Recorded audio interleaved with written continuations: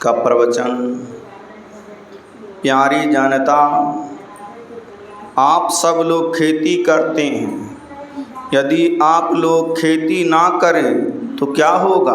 अन्न नहीं होगा, भोजन समाप्त हो जाएंगे। संसार में कैसे जीवन रहेगा? भूख लगने पर जो कष्ट होता है लोगों को मालूम है। भोजन नहीं मिलने पर जो नहीं खाने का वह खा लेता है, जो नहीं करने का वह कर लेता है। विश्वामित्र बड़े तपी थे, उनके समय अकाल पड़ा था, तो किसी तरह प्राण बचाने के लिए लोग वृक्ष का छिलका पत्ता खा गए। विश्वामित्र ऐसे तपस्वी होते हुए भी डोम के यहाँ कुत्ता का मांस लिया, सो भी चोर के रूप में। डोम के पहचानने पर विश्वामित्र बोला, मनुष्य मरने की अवस्था में प्राण बचाने के लिए प्राण रक्षार्थ कोई भी उपाय कर सकता है। प्राण बचने पर अनेक धर्म हो सकते हैं। कहकर भोजन किया। भंगा में एक माई दूसरे गांव से आई थी। भूख सहन ना कर सकी तो अपने बच्चे को पकाकर खा गई। बिना खेती किए खाना कैसे होगा? वस्त्र कैसे पहने? द्रव्य भी कहाँ से आवे? केवल हीरा मोती घर में रहे और खाने की चीज ना रहे तो भूखे मर जाएंगे।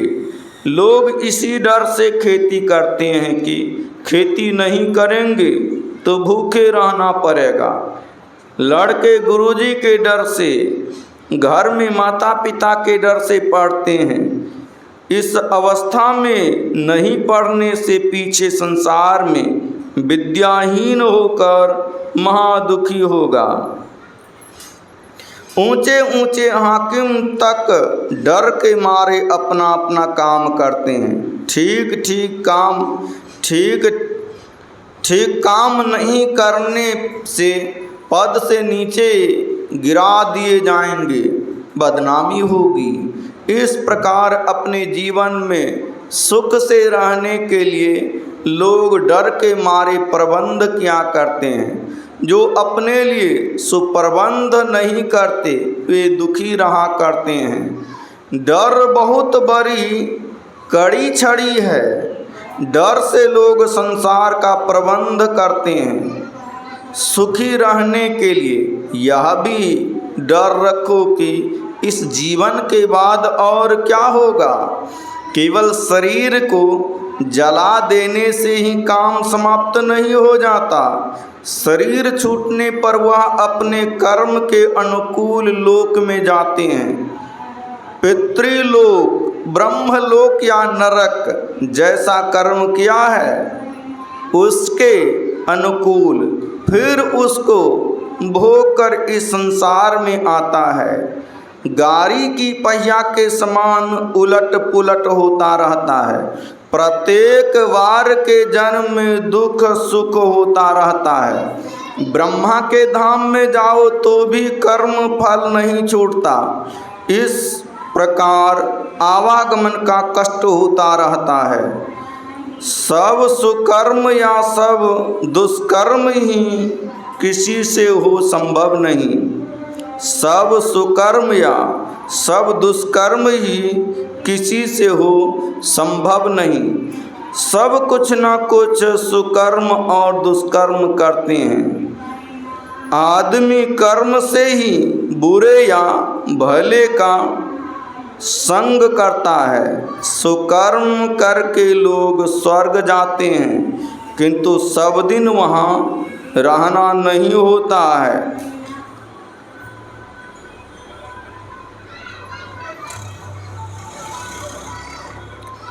संसार में एक जीवन के लिए प्रबंध करते हैं, किंतु इस एक जीवन के बाद फिर क्या होगा इसके लिए भी करो।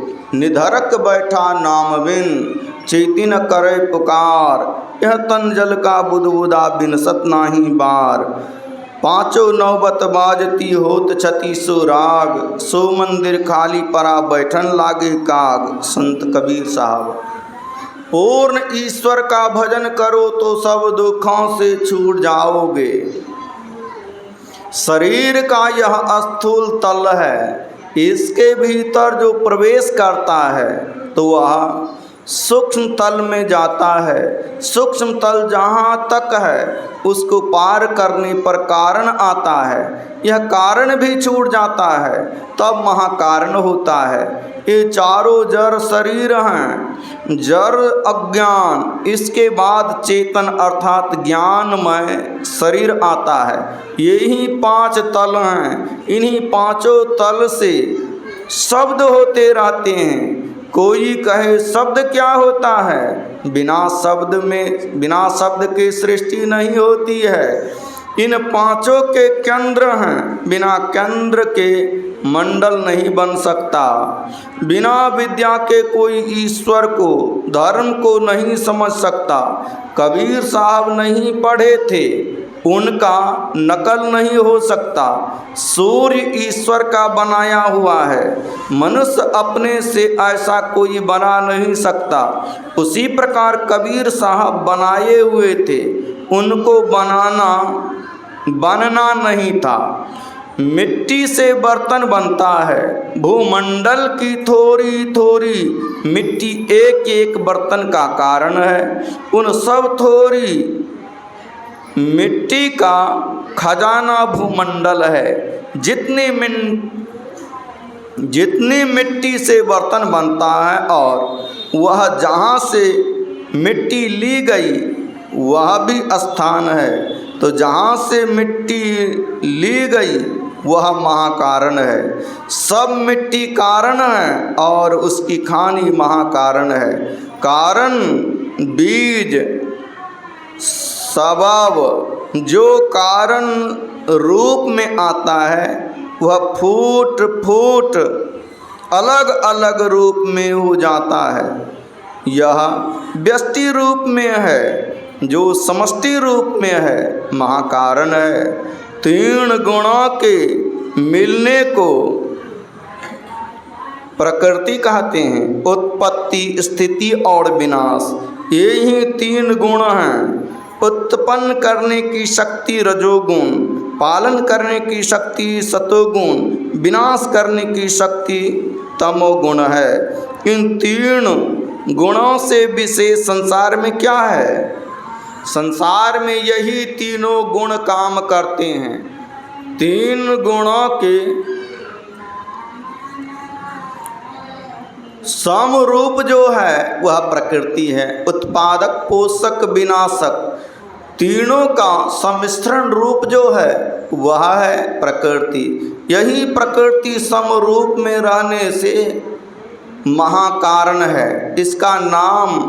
इसका नाप जोख नहीं हो सकता।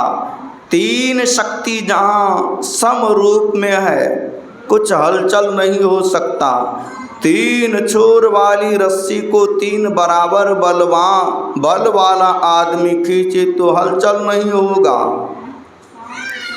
उसी प्रकार तीनों गुण समरूप में रहने से महाकारण है। जब ईश्वर की मौज होगी, प्रकृति के किसी अंश पर मौज पड़ने से उस अंश का भाग कंपित हो जाएगा।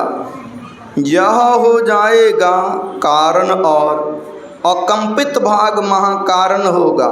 महाकारण के बिना कारण नहीं होगा। धान का बीज कारण है। धान बोने से अंकुर होता है, यह है सूक्ष्म। फिर धान का वृक्ष हो जाता है, तब होता है स्थूल। इस प्रकार प्रकृति के 4 रूप हैं। यही रचना है। हम लोग प्रकृति का स्थूल भाग में हैं। अपने अंदर धंसो तो सबसे बारीक वह है जो आँख बंद करने पर अंधकार मालूम पड़ता है। अंधकार से आगे बढ़ो तो सूक्ष्म में चले जाओगे। अंधकार छूटने पर क्या मिलेगा? प्रकाश। अंधकार से जिसकी वृत्ति प्रकाश में गई वह सूक्ष्म में चला गया। यही ऊपर उठना है। स्थूल भाग में रहने पर कितना दूर देखते हो, कितना दूर तक विचरण करते हो, उसी प्रकार सूक्ष्म में जाने पर सूक्ष्म संसार को दूर तक देखोगे और विचरण करोगे। यह अवस्था जागृत स्वप्न सुषुप्ति किसी में नहीं रहोगे। तीनों अवस्थाओं को पार कर जाओगे तब पाओगे। स्थूल में ये तीन अवस्थाएं हैं, किंतु सूक्ष्म में प्रवेश करने पर ये तीनों अवस्थाएं छूट जाती हैं और वह अवस्था तुर्य होती है। तुर्य अवस्था का मैदान बहुत लंबा है। सूक्ष्म कारण महाकारण इसी अवस्था में है। यह चौथी अवस्था है। अंधकार से ऊपर उठने पर अपने शरीर का और संसार का ज्ञान नहीं रहता। इस शरीर के भी 5 दर्जे हैं और संसार के भी 5 दर्जे हैं। हम लोग जिसमें घूमते फिरते हैं, कहाँ? शून्य में। शून्य स्थूल आकाश बाहर में भी है और आपके अंदर में भी है। शून्य सूक्ष्म है। सूक्ष्म स्थूल में स्वाभाविक समाया हुआ रहता है। शरीर स्थूल है, इसमें शून्य का समाना स्वाभाविक है। लोहा जो ठोस है उसमें भी शून्य है। शून्य नहीं रहने से अग्नि में डालने से वह लाल रंग का नहीं हो सकता, वह गर्म नहीं हो सकता। उसी प्रकार स्थूल में सूक्ष्म, सूक्ष्म में कारण, कारण में महाकारण एक दूसरे में समाये हुए हैं।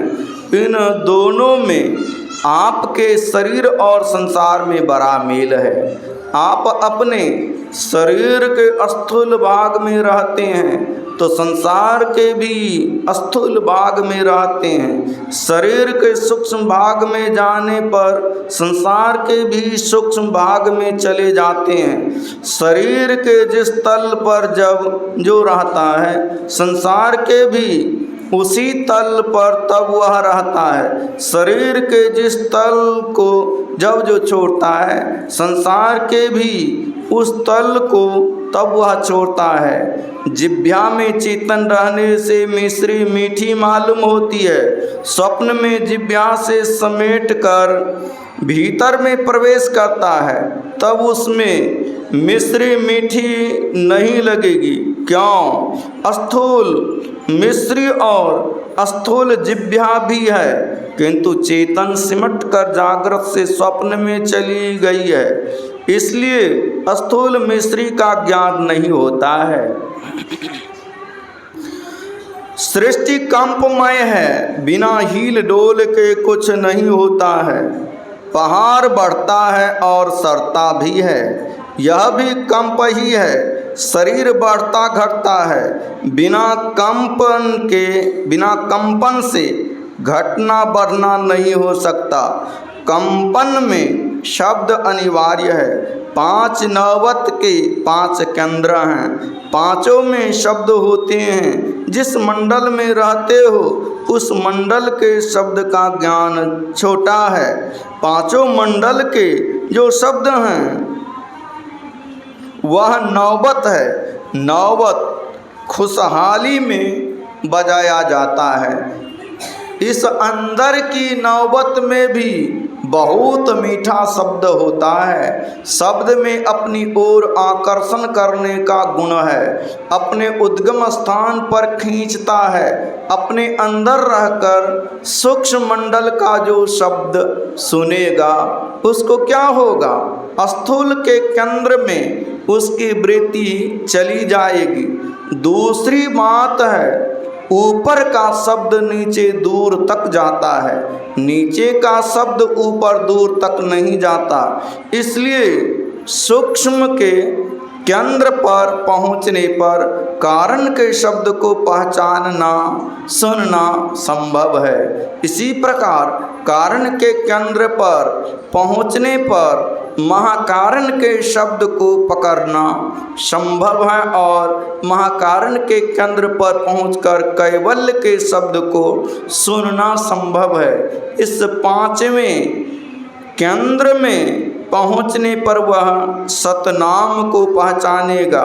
उसी को ऋषियों ने ओम, उद्गीत आदि कहा। उसका केंद्र परमात्मा है। उसको पकड़ने से परमात्मा को प्राप्त कर लोगे। इसीलिए कबीर साहब ने कहा, पांचों नौबत बाजती होत छती सो राग, सो मंदिर काली परा बैठन लागे काग। तुम्हारे अंदर में ऐसे महान यंत्र हैं जिनको पकड़ो और ईश्वर की पहचान हो जाए। उनको काम में नहीं लिया तो शरीर नाश हो गया, यंत्र खराब हो गए, कौवा बैठने लगा। किस काम का? इस शरीर पर कौवा बैठाओ या ईश्वर को प्राप्त करो। एक केंद्र से उसके ऊपर के केंद्र के शब्द को पकड़ना, शब्द की सीढ़ी पाना है। उस पर चढ़ा जा सकता है। ऊपर पहुंचकर वह जीवन मुक्त होता है। जब तक जीवन है उस पर चढ़कर जाता है और आता है। अंतर में चलने के लिए भोजन पवित्र होना चाहिए। मांस मछली का तो कहना ही क्या, आप लोगों को पहले से ही मालूम है। जिस जिस कुल में मांस मछली खाने का चलन नहीं है वह कुल बहुत उत्तम है। नशा में अपव्यय, अपवित्रता और रोग है। चावल को धोकर भी खाते हैं किंतु तंबाकू को बिना धोए ही मुंह में डालते हैं। कोई भी नशा अच्छा नहीं है, इससे रोग उत्पन्न होते हैं। इसको नहीं खाना चाहिए। जो खाते हो उसे उन्हें छोड़ देना चाहिए। इसके अतिरिक्त और नशा है। मद तो बहुतक भांति का, ताहि न जाने कोई। तन मद मन मद जाति मद, माया मद सब लोय। विद्या मद अरु गुनहु मद, राज मद उन्मद। इतने मद को रद्द करे तब पावे अनहद। कबीर साहब तानसेन से बैजू बावरा गाने में विशेष था। अकबर के दरबार में तानसेन रहता था। वह गाने बजाने में बहुत प्रवीण था। वह अकबर से हुक्म दिला दिया कि दिल्ली में कोई गाना गाने ना पावे और जो गावे उसको सजा मिल जाती थी। बैजू बावरा जानबूझकर शहर में गाना गाने लगा। गिरफ्तार करके दरबार में लाया गया। तानसेन से उसका मुकाबला हुआ। तानसेन हार गया। भगवान बुद्ध का वचन है, किसी से बैर मत करो। जो तुमसे बैर करता है उससे प्रेम करो। बैर पर ख्याल मत करो, वह पीछे तुम्हारा मित्र बन जाएगा। इसी तरह जीवन जीना चाहिए। श्री सद्गुरु महाराज की जय। यह प्रवचन ग्राम बेलसारा, जिला पूर्णिया में दिनांक 28/11/1952 ईस्वी को प्रातःकालीन सत्संग में हुआ था। श्री सद्गुरु महाराज